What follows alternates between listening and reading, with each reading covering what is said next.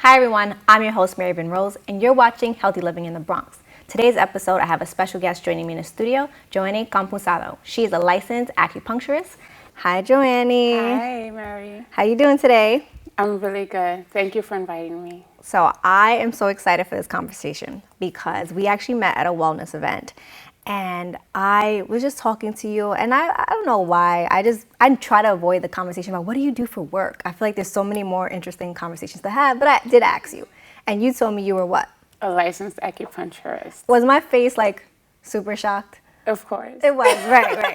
So what, we'll talk about why I was shocked later, but I want to know, why did you become an acupuncturist? I became an acupuncturist because I feel like it's a holistic medicine. It's not just about pushing prescription drugs.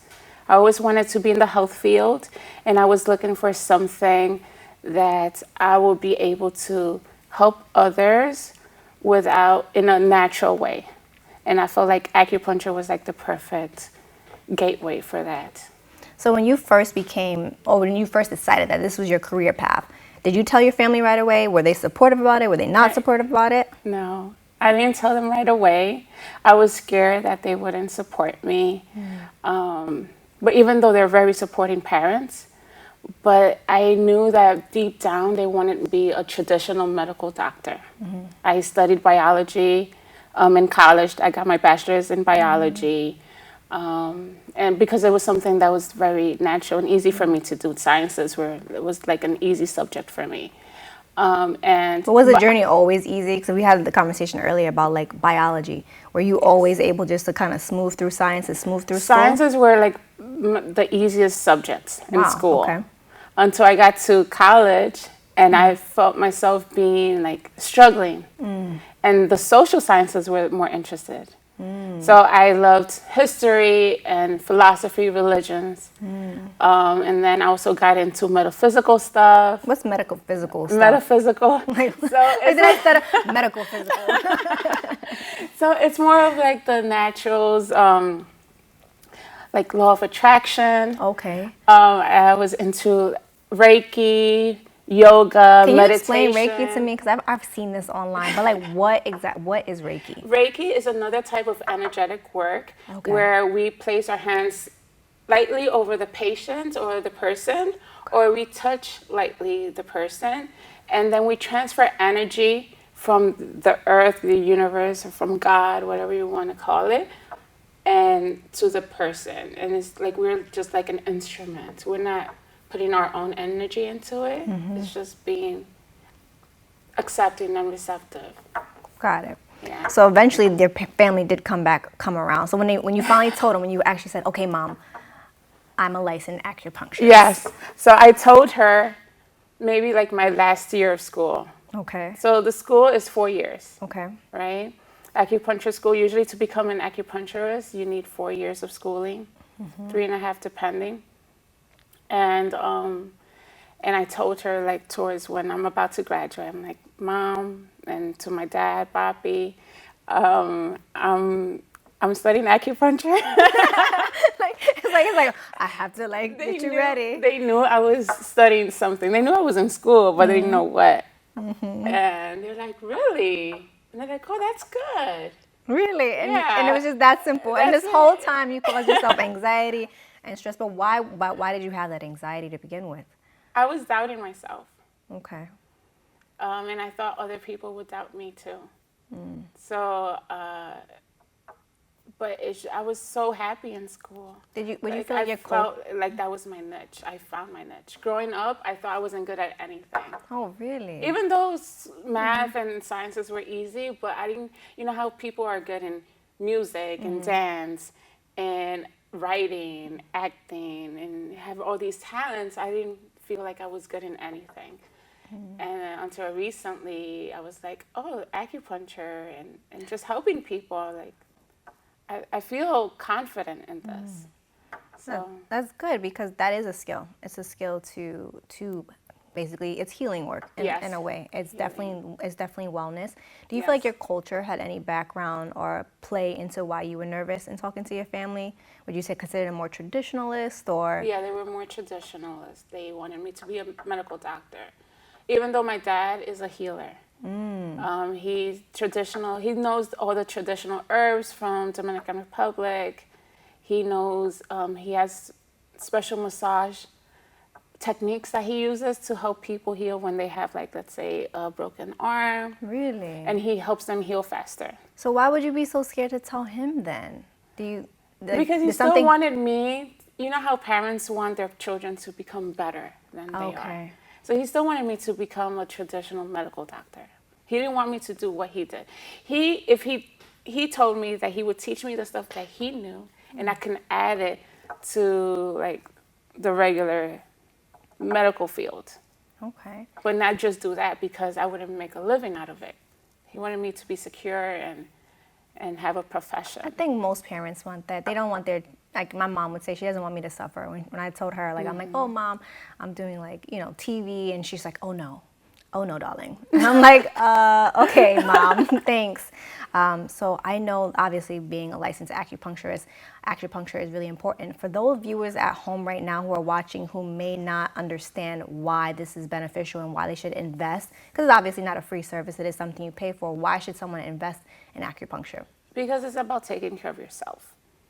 We invest in clothes and food, and this is just part of it. Now people are going more to the gym and eating healthier.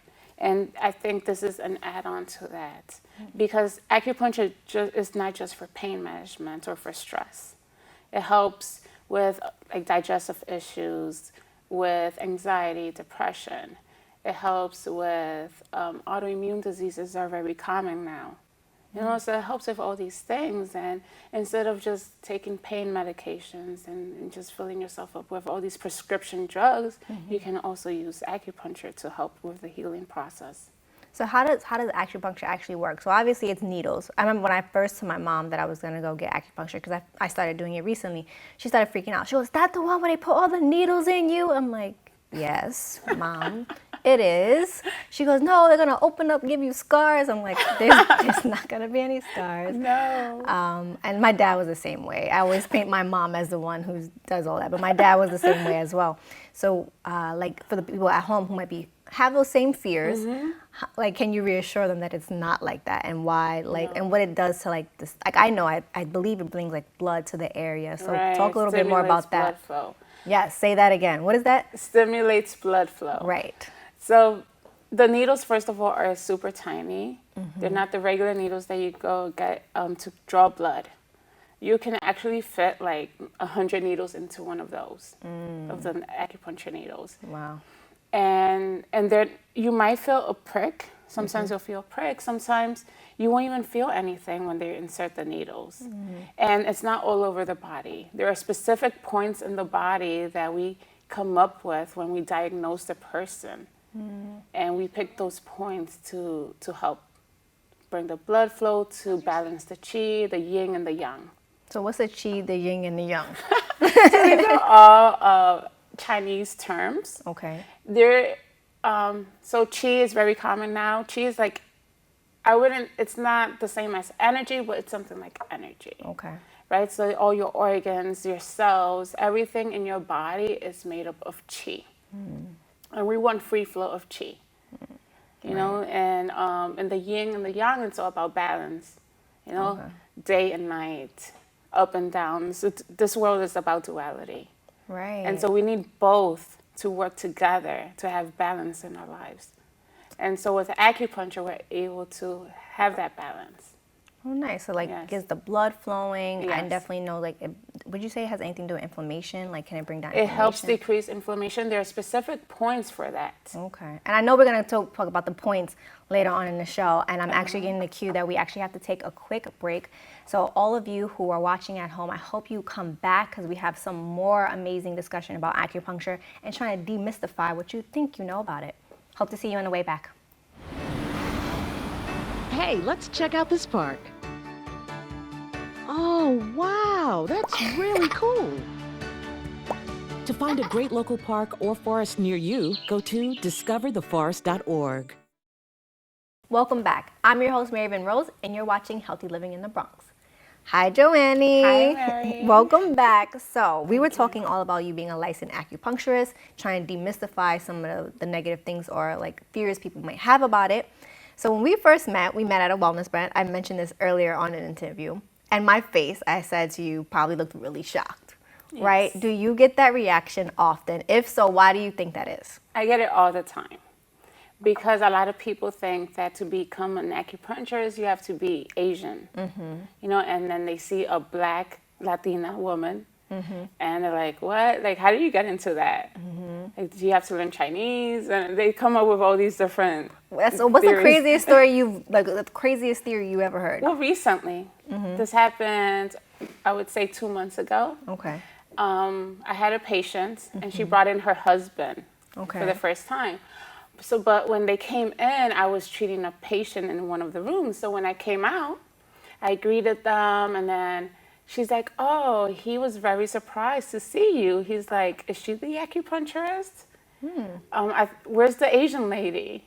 He was expecting, yeah. Wow, okay. So he had never been here before, and he just said, where's the Asian lady? Yeah, where's the Asian lady? and wait, but it was your business. So what's the name of your business? Sano Acupuncture. Okay, so Sano Acupuncture, and he still assumed that there was an Asian person coming out. Yes. So what's the history behind the name of your business? So Sano is the last part of my last name. Okay. So my last name is Campusano. Okay. Right, and I wanted, a lot of acupuncturists use their names as the name of their business, but I didn't want to be so direct. Okay. And also Sano in Spanish means health. Really? Yeah, and heals. healing. So that's like been in your family for Yes. generations, this healing work. Okay. Yes. Makes sense why you gravitated towards this. But I remember like when I was interviewing you, I was looking at some papers, you know, doing my research. I noticed that your name was actually spelled with a Z, but in your business it's with an S. Yes. Why? Like, that's not your last name. Like, what's she talking about? What's she talking about? So yeah, so when I was born, the nurse made a mistake and misspelled my last name. So Okay. instead of using an S, she used a Z. Wow. Like Campuzano instead of Campusano. And it's been a hassle for me to change it, so I just kept it that way with a Z. I was born in Puerto Rico. Okay. So I would have to go back to Puerto Rico, they told me, and do the whole court thing and change my name. And I'm like, no, let's just keep it that way. So I'm the only one in my family with a Z in my last name. So you are the first of your name, technically. Yes. You have a brand new I name. started a new trend in the family legacy. So I know for a fact, being someone who's really into wellness, and I talk to a lot of wellness professionals, I find out wellness professionals take care of everybody. They do an amazing job at it, but they tend to forget about themselves. That's true. What do you do to take care of yourself? And has wellness, because it seems like be something that you've kind of been raised with, do you find struggles with it? How do you overcome those struggles? A lot of people ask me that, like, do you get acupuncture? I'm like, yes, of course. Okay. I mean, I give acupuncture, I also receive acupuncture. But unfortunately, I don't get it as often as I would like because of time. Okay. And so to keep myself balanced, I meditate a lot. I try to meditate at least twice a day. Oh, for how long? Just a few minutes, 10 minutes. Okay. And I usually have a guided meditation. So I'll go on YouTube or on Spotify and listen to an audio. Oh, on Spotify. I've done YouTube in the past. Like these Yes. guys called, I think, the Honest Guys. And they have like a long list of like, guided meditations. So do you have like a favorite? I really like anyone from Hay House. Hay House, okay. Yes, Hay House is good. I also like to listen to Abraham Hicks, Okay. which they also explain a lot about law of attraction, Okay. but they also have guided meditations. So I like listening to those. And I do it in the mornings, right before I start my day. That's the first thing I do. And I also have my gratitudes. I thank God for everything. And right before going to sleep, I feel it's very important to meditate. So one thing I'm really big in is like rituals and routines before I go to sleep. Do you have like a nightly ritual in addition to like the meditation? Do you like do like long baths? Like is there something else that you do? So meditations are a must before going to sleep. Also, sometimes I'll get like a bucket of water and I'll fill it up with water and Epsom salt. Okay. Right? Or you can. So what is the Epsom salt Or you can for? put any essential oil that you like lavender is very relaxing, and so it helps with like the swelling. Okay. And so the water should reach mid calf. Okay. Yes. So there are certain points on the legs that are really good that help stimulate those points and very relaxing, grounding. And Because we had in New York we have a hectic schedule. this is very true. So I was gonna say, because you're based in the Bronx, actually, your business is based in the Bronx. Yes, my main business is in the Bronx. I also work in Manhattan with Okay. other acupuncturists. Okay. Yes, under Irina Blogman. Okay. But my own personal business is in the Bronx and Southern Boulevard. So why, out of all the places in the world, to create your own, like to have your own like storefront, why did you choose the Bronx? Okay, so I live in the Bronx. And growing up, you always hear people say, oh, I'm going to get out of the hood. This is Yeah. fact. This is true. And I had that mentality as well. But then instead of moving recently, I was like, okay, now I'm making enough money. I can move to a nicer area. I was like, no, instead of leaving the hood, why don't I improve my hood? And I see a lot of I know a lot of business owners that are doing the same thing. They want to make their neighborhood nice and for themselves and for others. And so I noticed that in my neighborhood, there are no acupuncturists. I haven't seen any. I was gonna say, like, this is something I have not seen in Yeah. the Bronx. I haven't gotten treatment in the Bronx. So There are a few, but they're like spread out, like mostly northern, like closer to Yonkers, but like in the southern part or the eastern part, I have not seen. did you have any fears about that? Did you say, oh, my community is not gonna support this business because they're gonna be too fearful? Did that ever cross your mind? It has. Okay. It still does. Okay. But it's something that is a leap of faith. Okay. And there are people that are accepting, and I'm not doing it just for myself. I'm doing it for people that want the service. They don't have to go to Manhattan to get acupuncture Right. or travel anywhere far. They have it right there. So this obviously has not been a short road for you. This is something that's been in the making for a very long time. I think sometimes people often see, an independent business owner and they just automatically think it just happens overnight. It was so simple. So to anyone who wants to become an acupuncturist, one, and then for someone who wants to become their own, own their own business, what advice would you give to them? I would say that it's important to love what you do. Right. Right? And it's also have trust in yourself, have confidence in yourself, because this is something that it's anything that you're meant to do, it will happen. Yeah. And so just find out what you feel like your niche is and just go for it. When that fear sets in, what should they do? Like when fear hit you, how were you able to keep going? So when fear comes in, because it does, this morning it did. People coming here. Coming here.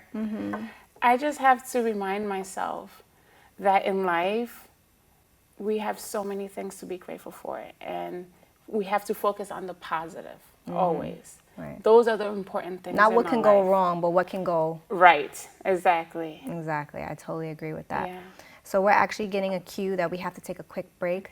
So to all of you watching at home, I hope you make your way back. We're just going to take a quick break. Joanne's going to tell us about pressure points and how we can relax at home. I hope to see you shortly. Hey, let's check out this park. Oh, wow, that's really cool. To find a great local park or forest near you, go to discovertheforest.org. Welcome back. I'm Raven Rose, and you're watching Healthy Living in the Bronx. Hi, Joanne. Hi. So we've been having an amazing time talking about your being a licensed acupuncturist. So now I want to talk about to the viewers at home, like how can they possibly like explore their pressure points at home and hopefully find some techniques to relax. Okay, so these are traditional acupuncture points that I usually needle, but if you don't have a needle, if you don't have access to acupuncture, you can do these points at home with your finger. You just press with your finger, or you can get like a pointy thing and just press on them. So the first one, so these are all relaxing points. Okay. And the first one is by your wrist, And basically you can locate the point by placing your 2 fingers from the wrist crease, and then where the index finger lands, that's the point, and you just press down on it. So yeah, so that's a good way. You just press down for a few seconds. Should I lift my hand off the table? Does it matter? It doesn't matter, just relax your arm. Okay. And what is this good for? So this one, locally, is good for wrists. Okay. We tend to use our wrists a lot, especially if you have a computer job, Right. a desk job, and you like using the mouse or typing, right? Carpal tunnel syndrome. Oh, wow. Right? It's So very this would common. help. Okay. So that's good. Also, it's good to open up the chest. So this is a point for it. Oh, really? For this. It's funny because when I get my acupuncture done, my lady, she normally goes into like my legs, like my lower legs, and she said it's good for my lower back. Yes. So what is the difference between the two? Like, why can she do that? So distal points are usually like around the wrist, hands, the extremities, Okay. or on the ankles, the feet, and the legs, and they help with points like with problems that you may have like on your back, on your neck, Right. shoulders.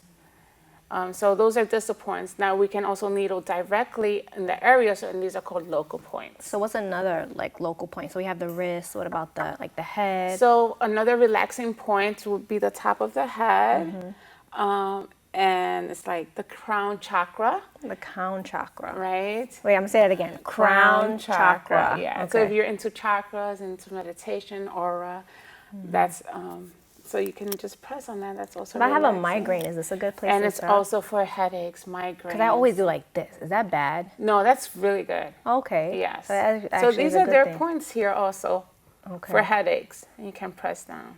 Oh, just press And them. then you can press here as well on the top for headaches, just to relax. I know that's like something that's like growing in the United States, like people getting chronic migraines.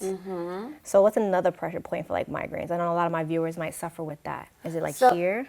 So yes, so you can do these points here.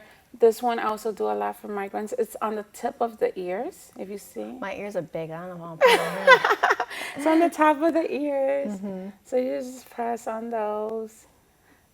And then, so all these points around the head are really good.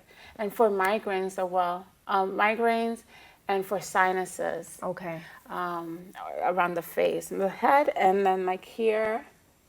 I've seen some people like do a chest before. Is that like, what does that do? Like That's the- also a relaxing point. Oh, so what does this do?